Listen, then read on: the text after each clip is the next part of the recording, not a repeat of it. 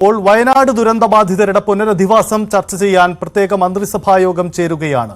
സ്ഥലമേറ്റെടുക്കലിലും വീടുകളുടെ നിർമ്മാണത്തിലും അന്തിമ തീരുമാനം ഉടൻ ഉണ്ടാകുമെന്നാണ് പ്രതീക്ഷിക്കുന്നത്.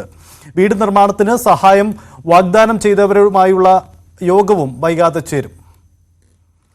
ഡാൻ കുര്യൻ ചേരുകയാണ്. ഡാൻ, ഏറെ പ്രധാനപ്പെട്ട യോഗമാണ് മന്ത്രിസഭായോഗം. ഈ പ്രത്യേകമായി ചേരുന്നത് ഒരു ഞായറാഴ്ച കൂടിയാണ്. വേഗത്തിൽ തീരുമാനമുണ്ടാകുമോ? പ്രതീക്ഷിച്ച തീരുമാനങ്ങൾ എന്തൊക്കെയാണ്? നിലവിൽ ലഭ്യമാകുന്ന വിവരങ്ങൾ അനുസരിച്ച് നമ്മൾ രാവിലെ മുതൽ റിപ്പോർട്ട് ചെയ്യുന്നത് പോലെ ഈ പുനരധിവാസത്തിന് ഒരു പ്രത്യേക സമയപരിധി തീരുമാനിക്കുന്നു. വീടുകൾ നിർമ്മിച്ച് നൽകുന്നതടക്കം എത്ര സമയത്തിനുള്ളിൽ പൂർത്തിയാക്കാൻ കഴിയുമെന്നതടക്കമുള്ള കാര്യങ്ങളിൽ വിശദമായ ചർച്ചകൾ നടക്കുകയാണ്. പ്രധാനമായി കഴിഞ്ഞ ദിവസം ഈ ഗുണഭോക്താക്കളുടെ കരട് പട്ടിക പുറത്തുവിട്ടപ്പോൾ ഈ ദുരന്ത മേഖലയിൽ താമസിച്ചിരുന്ന നിരവധി കുടുംബങ്ങൾ ഈ പട്ടികയിൽ നിന്ന് ഒഴിവാക്കപ്പെട്ടിട്ടുണ്ട് എന്നൊരു കണ്ടെത്തലുണ്ട്. അതിൽ വ്യാപകമായ വിമർശനങ്ങൾ ഉയരുന്ന സാഹചര്യം ഉണ്ടായിരുന്നു. അതുമായി ബന്ധപ്പെട്ട് റവന്യൂ വകുപ്പിനെ തന്നെ നേരിട്ട് ആക്ഷൻ കൗൺസിൽ, ഈ മുണ്ടക്കൈ ചൂരൽമല ദുരന്ത മേഖലയിൽ നിന്നുള്ള ആക്ഷൻ കൗൺസിൽ ഈ കാര്യങ്ങൾ ധരിപ്പിച്ചിട്ടുണ്ട്. അതുകൊണ്ട് തന്നെ ഇതിന്റെ കരട് പട്ടിക അത് ഒരു മാസത്തിനകം അന്തിമ പട്ടിക തയ്യാറാക്കുന്നതിന് മുമ്പ് ഇപ്പോൾ സംഭവിച്ചിട്ടുള്ള എല്ലാ പിഴവുകളും നികത്തിക്കൊണ്ട് അത് കുറ്റമറ്റ രീതിയിൽ ഈ പട്ടിക തയ്യാറാക്കുന്നതിലേക്ക് വേണ്ടി ഏതൊക്കെ തരത്തിലുള്ള നടപടികൾ സ്വീകരിക്കണമെന്നതടക്കമുള്ള കാര്യങ്ങൾ വിശദമായി ചർച്ചയിൽ ഉൾപ്പെടും. നമുക്കറിയാം, നിരവധി കുടുംബങ്ങൾ പൂർണ്ണമായി തന്നെ ആ മേഖലയിൽ നിന്ന് ഇല്ലാതായി പോയിട്ടുണ്ട്.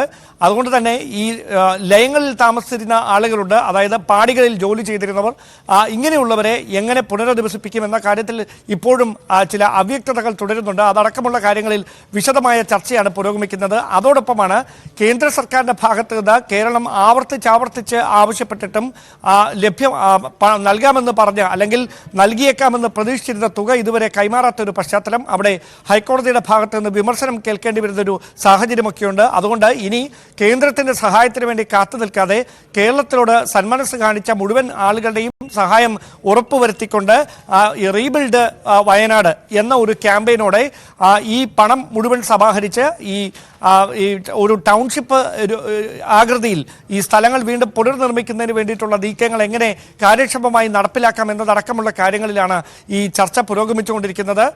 ചീഫ് സെക്രട്ടറി ശാരദാ മുരളീധരനെ തന്നെ ഈ കാര്യങ്ങൾ ഏകോപിപ്പിക്കുന്നതിന് വേണ്ടി മുഖ്യമന്ത്രി നേരത്തെ ചുമതലപ്പെടുത്തിയിരുന്നു.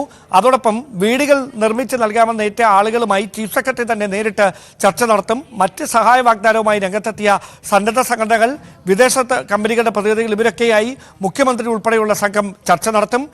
എന്നിട്ട് എത്രയും പെട്ടെന്ന് ആ കാലപരിധി എപ്പോഴത്തേക്ക് പൂർത്തിയാക്കണമെന്ന കാര്യത്തിലേക്ക് വൈകാതെ തന്നെ ഒരു ധാരണയുണ്ടാകും. അതിനുശേഷം മുഖ്യമന്ത്രി ഓഫീസിൽ നിന്ന് ഔദ്യോഗികമായ വാർത്താക്കുറിപ്പിലൂടെ തന്നെ ഇന്നത്തെ ചർച്ചയുടെ വിശദാംശങ്ങൾ അറിയിക്കുമെന്നാണ് മുഖ്യമന്ത്രി ഓഫീസുമായി ബന്ധപ്പെടുമ്പോൾ ലഭ്യമാകുന്ന വിവരം. വളരെ പ്രധാനപ്പെട്ട തീരുമാനങ്ങളാണ് ഇന്നത്തെ പ്രത്യേക മന്ത്രിസഭാ യോഗത്തിൽ നിന്നും പ്രതീക്ഷിക്കുന്നത്. വയനാട് പുനരധിവാസവുമായി ബന്ധപ്പെട്ട വേഗത്തിലുള്ള തീരുമാനങ്ങൾ പ്രതീക്ഷിക്കുന്നു.